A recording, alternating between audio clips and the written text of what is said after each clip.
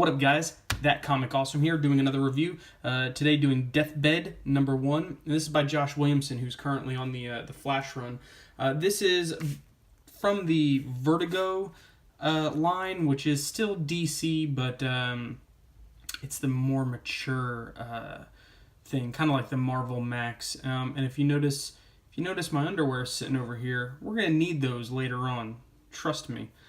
But all spoilers aside, go buy this book.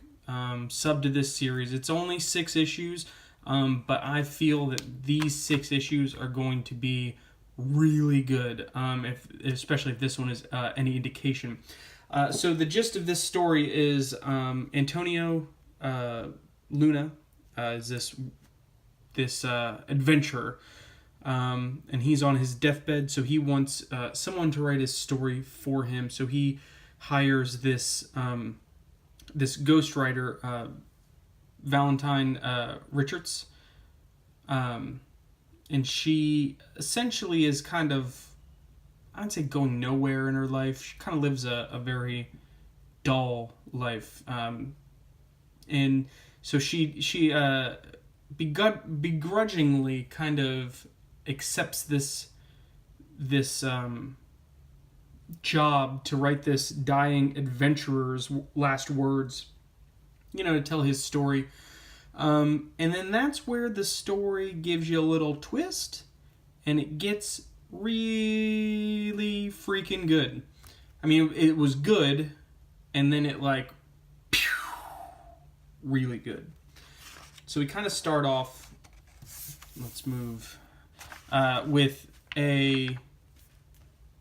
Antonio being born, in this shack in the middle of nowhere. And this reminds me of those classic 1920s styles of adventurers. They kind of, again, it's this old bearded man. He's wearing a collared shirt and a vest, and I bet he talked like this, and he's like, "My Antonio."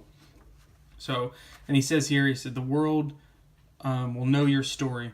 He said, you'll be the greatest man that ever lives. And he said, or die trying. And so kind of back out, and there's mummies and all this crazy stuff in the swamp around it. And again, the art in here is really good. And you get the splash page. Liked it. So then you get the catch up for Valentine Richards, and she again, it kind of goes into this story of her, how she won a writing award when she was in the 4th grade, and she's kind of been chasing that writer's high ever since, and hasn't really been able to do much of anything in her life. And they kind of give you some brief, where she's at, kind of the stereotypical millennial lifestyle. And her editor is look, this guy literally flew a falcon into my office and dropped a gold brick as payment for you to write this book. So you're going to do it. And she's like, pass. I'm kind of sick of this. And he's like, look, between you and me, we're not going to renew your contract. So you pretty much have to take this, if you want to live, if you want money. So she kind of, she goes off to this mansion, this guy Luna's house, and it's the stereotypical almost haunted mansion, and she even kind of makes reference to that. She says, dark and it was a dark and stormy night. Of course it was. And then the door creaks, and she's like, and the tropes continue. And the sub dialogue, the narration boxes, they really add a nice touch. Usually I'm not a fan of narration blocks, because I feel what they say could be said within the confines of a thought bubble or something like that. But I have a feeling that these narrations will lead to something further down. So of course, like in the house, like almost like stereotypical, like again, I think like 1920s, like, you know, like Laura Croft's dad or something like that, where it's like, I have a mansion full of my things and it's so great. You know, and the help is kind of like snooty and, you know, they're like, oh, right this way, you're the, you know, you must be the writer. And this is the one gripe. So it says here, you know, most natural-born storytellers are excellent liars. And then it says, and yet Val was horrible at it, particularly because she doesn't believe her lies are lies, which means, you know, to me, that is the sign of a good liar. Like if you're lying to someone and you believe the lie, then, I mean, that's how you fool a lie detector. You got to be confident that your lie is not a lie.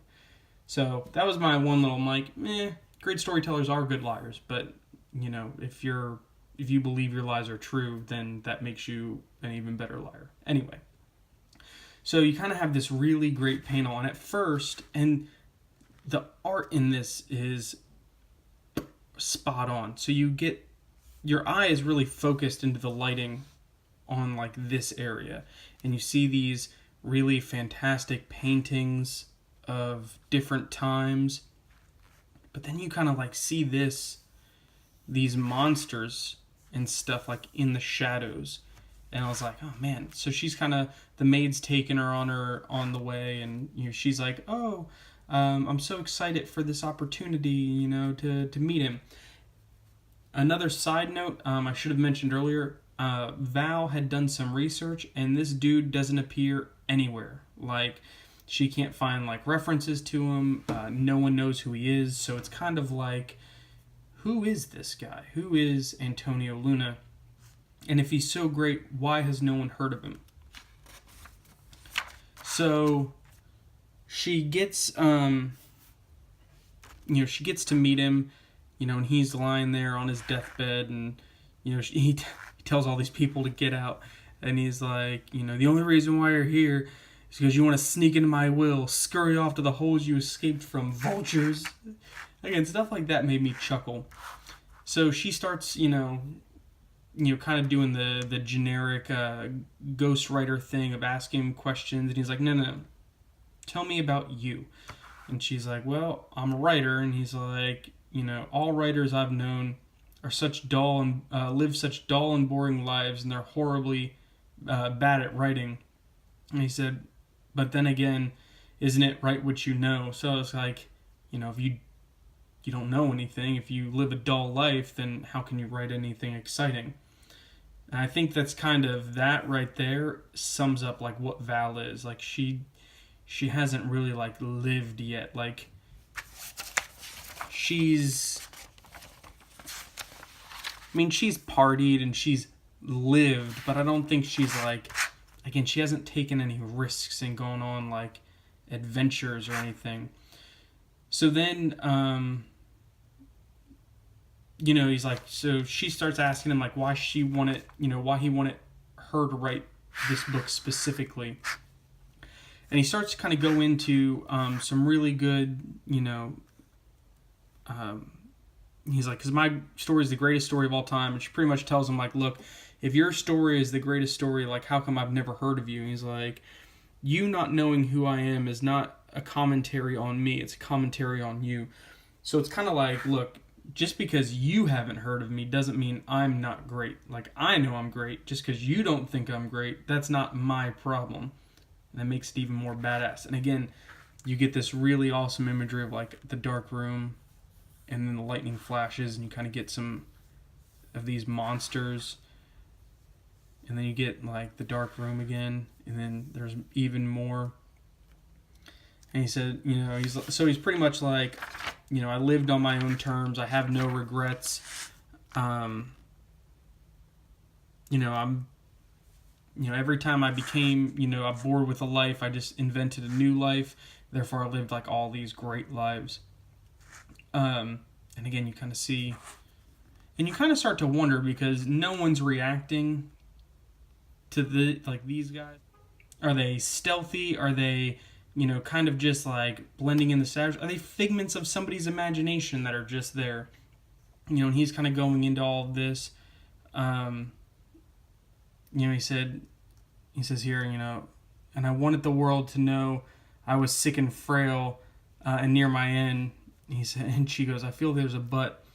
And he's like, can I tell you a secret? And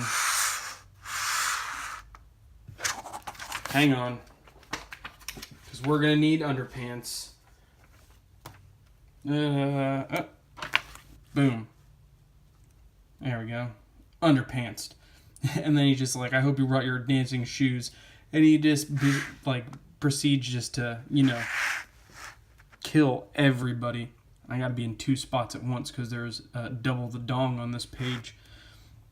But you get this like really good like commentary that she's just sitting there and like watching this, and says like, you know, for the first time since she was in 4th grade, she felt inspired, you know, and alive.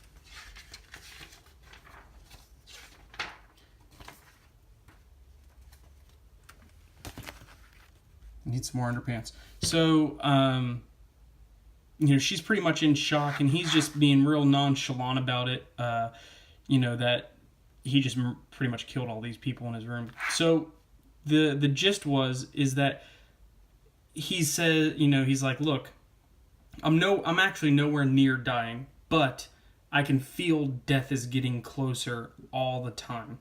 And he says, you know, because of that, I feel I want to go out on my terms. So I'm going to find all of my enemies and I'm going to kill them. And then whichever one kills me, like that'll be it. And I want you to write down the whole thing and tell my story. So again, I think this was a fantastic book, a great read. Highly recommend it. Move the needle. Get books like this out there. This is wonderful. But yeah, subscribe over here. Watch some more videos. Hit me up in the comments. Let me know what you guys think, and I'll see you next time.